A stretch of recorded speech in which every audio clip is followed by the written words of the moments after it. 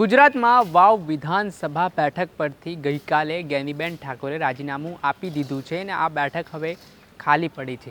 આગામી 6 મહિનાના અંદર અહીંયા પેટા ચૂંટણી યોજાવાની છે। તેમાં કોંગ્રેસ અને ભારતીય જનતા પાર્ટીના ઉમેદવારોના નામની જે અટકળો ચાલી રહી છે, જેમાં ખાસ કરીને વાવ બેઠક ઉપર સૌ કોઈની નજર જોવા મળી રહી છે અને આને જ લઈને કોંગ્રેસમાંથી કયા નામો હાલ આગળ ચાલી રહ્યા છે અને ભારતીય જનતા પાર્ટીમાંથી કયા નામ ઉપર મોહર લાગી શકે છે તે વિશે વાત કરીશું આ વિડીયોમાં। વૈષ્ણવજન તો તેને કહીએ જે પીડ પરાઈ જાનાને રે। ગુજરાત વિધાનસભાની ચૂંટણીમાં કોંગ્રેસના વાવના ધારાસભ્ય જ્ઞાનીબેન ઠાકોર ચૂંટાઈને આવ્યા હતા। કે આ વખતે મોટા ભાગે લોકસભાની ચૂંટણીમાં કોંગ્રેસે ચાલુ ધારાસભ્યોને ટિકિટ આપી હતી, જેમાંથી જ્ઞાનીબેન ઠાકોર બનાસકાંઠા બેઠક પરના કોંગ્રેસના ઉમેદવાર રહ્યા હતા અને તેમણે આ વખતે 30,000ની લીડ સાથે બનાસકાંઠાની જે લોકસભાની બેઠક છે તેના પર જીત હાંસલ કરી છે। આ ઘટનાને લઈને કોંગ્રેસ માટે સારા સમાચાર એટલા માટે છે કે જે 26-0નો હંમેશા જે પ્રમાણ રહેતો હતો તેમાં હવે 25-1 થઈ ચૂક્યું છે। અને ખાસ કરીને વાત કરીએ તો હવે વાવની જે બેઠક છે, જ્ઞાનીબેન ઠાકોરે ગઈકાલે સત્તાવાર વિધાનસભાના અધ્યક્ષ શંકર ચૌધરીને રાજીનામું આપ્યું છે। તેના કારણે હવે આ બેઠકને લઈને ચર્ચાઓ અને રાજકારણમાં અટકળો શરૂ થઈ ગઈ છે। જેમાં આ બેઠક પરની વાત કરીએ તો ગુલાબસિંહ રાજપૂતનું નામ હાલ ખૂબ ચર્ચામાં જોવા મળી રહ્યું છે। ત્યારબાદ ઠાકરસિંહ રબારી જે વાવના કોંગ્રેસના પ્રમુખ છે, તેમનું નામ પણ હાલ રેસમાં આગળ જોવા મળી રહ્યું છે। આ તમામ નામોની અટકળો ચાલી રહી છે। ગુલાબસિંહ રાજપૂતની વાત કરવામાં આવે તો તેઓ યુથ કોંગ્રેસના પ્રમુખ પણ રહી ચૂક્યા છે।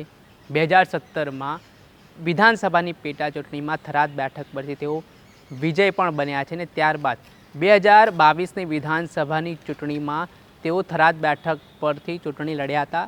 તેમની સામે ભારતીય જનતા પાર્ટીના ઉમેદવાર શંકર ચૌધરી હતા, જેમણે 26,000 મતથી જીત હાંસલ કરી હતી ને થરાદ બેઠક કોંગ્રેસને ગુમાવી પડી હતી।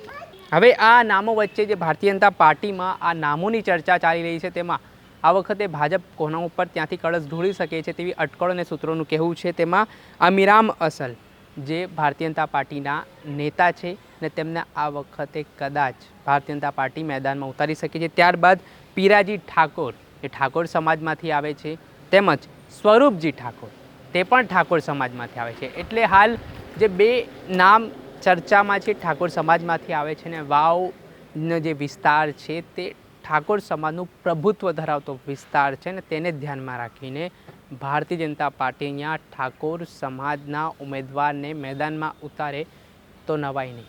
ખૂબ જ કાંટાની ટક્કર આ પેટા ચૂંટણીમાં યોજાવાની છે, પરંતુ હાલ તમામ રાજકીય પાર્ટીઓ આ જે નામો તેમની સામે આવી રહ્યા છે તેને લઈને હાલ જે ઉમેદવાર છે તેના બેકગ્રાઉન્ડ વિશે વાત કરશે અને સત્તાવાર નામની જાહેરાત કરશે।